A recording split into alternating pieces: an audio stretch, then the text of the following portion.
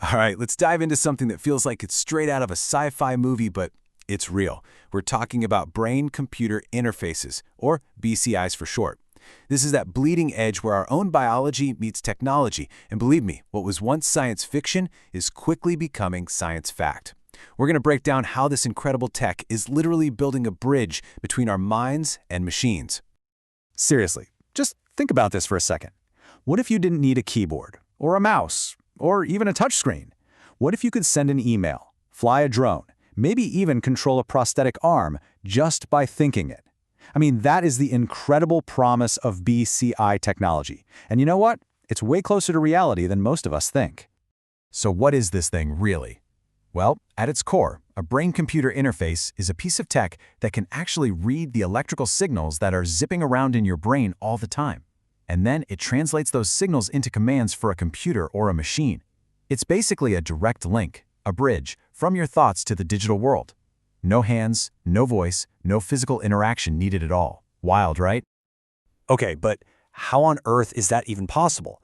I mean, how can a machine even begin to understand the crazy complex language of the human brain? It sounds impossible. So let's get into the nuts and bolts of how this connection actually works. Now, the first thing to get straight is that this isn't about some kind of magical mind reading. It's not like the BCI is going to know your secret PIN number or what you're dreaming about.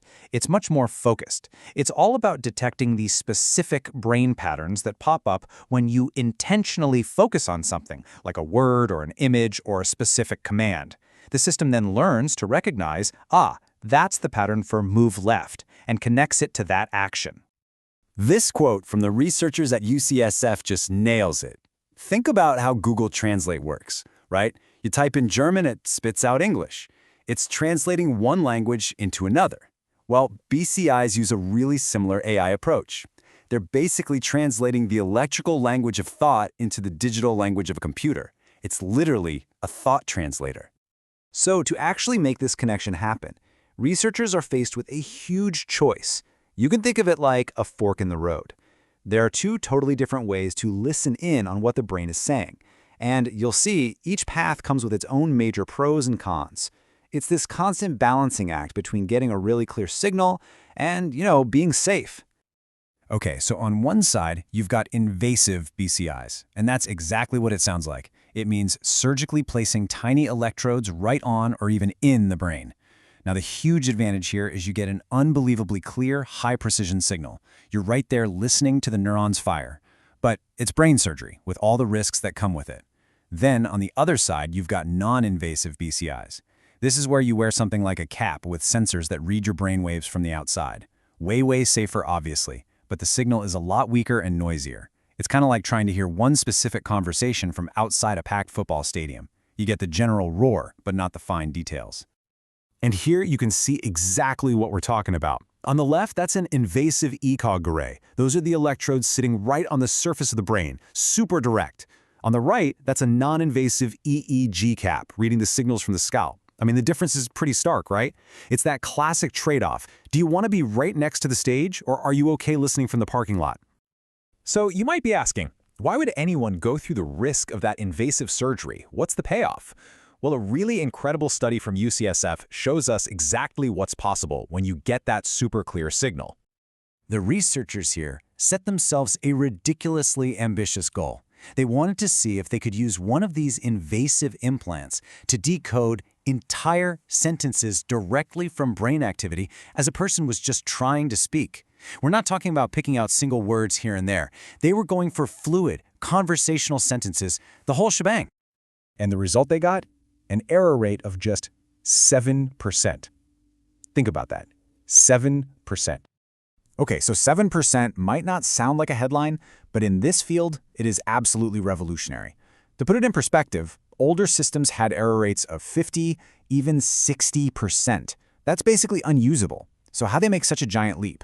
Well, the big breakthrough was using smarter AI to decode whole words and phrases at once, instead of trying to spell things out letter by letter. All right, that's the incredible power of the invasive route. But what about the other path, the non-invasive one? Can you still get something really useful done without the surgery? Absolutely. And a project from the University of Central Florida shows us a perfect example. So for this project, the goal was totally different. It wasn't about decoding complex language. It was about something super practical, real-world control. This team built a low-cost, non-invasive system, just using a few electrodes on the forehead to translate brain signals for hand movements into commands to drive a wheelchair. And the way it works is actually pretty clever and straightforward. First, the system just reads the raw brainwave signal. Then, it measures the strength of that signal. After that, it figures out which level the signal matches, like is this a relaxed hand signal or a gripped hand signal. And finally, once it recognizes that pattern, it shoots a command, like go forward or turn, straight to the wheelchair's motors. Simple as that. Now, these two studies are just a tiny peek into what's happening. This whole field is absolutely exploding right now. And it's not just happening in university labs anymore. Oh no, this has become a full-on, high-stakes race, with some of the biggest names in tech jumping in. I'm sure you've heard of Neuralink, right? They're implanting their device in patients as we speak. But they are far from alone. You've got Synchron, who's taking a totally different approach, going through blood vessels to get to the brain. There's BrainGate, who are pioneers in this space and are getting incredible results with speech translation. And then you have companies like Clinatech in France, who helped a tetraplegic patient walk again using a mind-controlled exoskeleton. I mean, the race is well and truly on. So with all of this happening so fast, it brings us to the really big question, right? Where is all of this going? What does the future of brain-computer interfaces actually look like? Well, the holy grail here is really to get the best of both worlds. The future is all about two things happening at once: making that invasive tech way, way safer, and making the non-invasive tech much more precise. We need to close the gap between those two paths. And as they get closer and closer, the things we'll be able to do with this technology are just going to explode. And that leaves us with some really huge, crucial questions to think about. Because as this technology shifts from just restoring lost function to maybe enhancing normal function, we're going to have to face some pretty deep ethical challenges.